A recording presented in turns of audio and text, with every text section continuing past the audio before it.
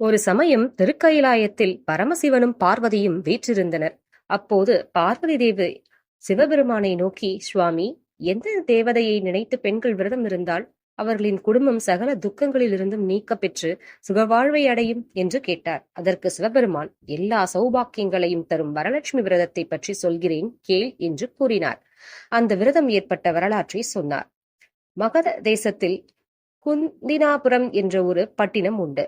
அந்த பட்டினத்தில் சாருமதி என்னும் பதிவிரதை இருந்தாள். அவள் லட்சுமி தேவியை வணங்குவதை வழக்கமாக கொண்டிருந்தாள். அவளது கணவன் உஞ்சவிருத்தி மூலம் கொண்டு வரும் அரிசியை கொண்டு அந்த குடும்பத்தில் அனைவரும் பசியாறி வந்தனர். கருணையே வடிவான வரலட்சுமி தேவி பதிவிரதையான சாருமதிக்கு அனுகிரகம் செய்ய முன்வந்தாள். ஒரு நாள் சாருமதியின் கனவில் தோன்றிய வரலட்சுமி தேவி, சாருமதி, உன் பக்தியால் நான் மிகவும் மகிழ்ச்சி அடைகிறேன். உனக்கு அனுகிரகம் செய்வதற்காகவே வந்திருக்கிறேன். நீ ஆவணி மாதம் பூர்வ நட்சத்திரத்தில் பௌர்ணமிக்கு முன்பு வரும் வெள்ளிக்கிழமையில் என்னை பூஜித்தால் உன் கோரிக்கைகளை நிறைவேற்றுவேன் என்றாள். அதை கேட்ட சாருமதி தான் கண்ட கனவிலேயே அன்னை வரலட்சுமி தேவியை வலம் வந்து வழிபட்டாள். மேலும் தனக்கு தெரிந்த மந்திரங்களை சொல்லி பூஜிக்கவும் செய்தார். அதோடு பௌர்ணமிக்கு முந்தைய வெள்ளிக்கிழமை அன்று பூஜை செய்யும் வழிமுறைகளை பற்றியும் வரலட்சுமி தேவியிடம் கேட்டு தெரிந்து கொண்டாள். அதிகாலையில் கண் விழித்து எழுந்ததும் தான் கண்ட கனவு பற்றி தன்னுடைய கணவன் மற்றும் மாமியார் மாமனாரிடம் சொன்னாள் சாருமதி. அவர்கள் அனைவரும் மகிழ்ச்சியடைந்து அந்த உன்னதமான விரதத்தை கடைபிடிக்க என்று மனதில் உறுதி கொண்டனர்.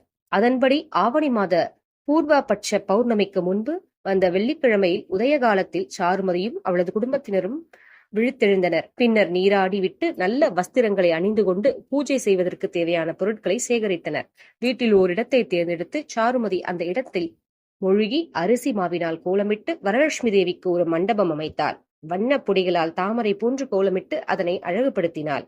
அதன் மீது ஒரு நுனி வாழை இலையை போட்டு அந்த இலை முழுவதும் பச்சரிசியை பரப்பி வைத்தாள். பச்சரிசியின் மேல் பகுதியில் பித்தளை செம்பில் சுண்ணாம்பு தடவி அதன் வாய்ப்பகுதியில் மாவிலைகளை சுற்றி வைத்து தேங்காயை வைத்து கலசம் போல் மாற்றினாள். அந்த கலசத்தின் மீது அம்மன் முகத்தை பதித்தாள். பின்னர் குத்துவிளக்கேற்றி வைத்தாள். கலசத்தை மலர் மாலைகளை கொண்டு அலங்கரித்தாள். அந்த கலசத்தில் வரலட்சுமி தேவியை ஆவாகனம் செய்தாள். இந்த பூஜையில் சாருமதியும் அவளது வீட்டின் அருகில் உள்ள பெண்களும் பக்தி சிரத்தையுடன் பங்கேற்று வரலட்சுமி தேவியை பிரார்த்தனை செய்தனர். மாசனே பத்மாஹரம் சர்வலோக பூஜிதே நாராயண பிரியே தேவி சுப்ரிதாபவ ஸ்வர்வதா என்ற லக்ஷ்மி ஸ்லோகத்தால் வரலட்சுமி தேவியை வணங்கி ஷோடச உபசார பூஜைகளை செய்து 9 முடிச்சு போட்டு மஞ்சள் சரடினை வலது கையில் கட்டிக்கொண்டாள். வரலட்சுமி தேவிக்கு 9 விதமான பட்சணங்களை நெய்வேத்தியமாக படைத்து கற்பூர தீபாராதனை காட்டி வணங்கினார். விரதம் முடிந்ததும் அனைவருக்கும் பிரசாதங்கள் வழங்கப்பட்டது. பின் அனைவரும் அவரவர் வீட்டுக்கு சென்றபோது அந்த பெண்களின் வீடுகள் அனைத்தும் மாட மாளிகைகளாக ஆடம்பரமாக காட்சியளித்தன. இதை கண்ட மக்கள் அனைவரும் இது சாருமதி செய்த வரலட்சுமி பூஜையின் மகிமையால் ஏற்பட்டது என்பதை அறிந்து சாருமதியை போற்றினர். இந்த வரலட்சுமி விரதம் இருப்பவர்கள் வரலட்சுமி தேவியின் அருளை பெற்று தங்கள் பக்திக்கான நற்பலன்களை அடைவது உறுதி என்று பார்வதிக்கு வரலட்சுமி விரதத்தை பற்றி சிவபெருமான் எடுத்துரைத்தார்.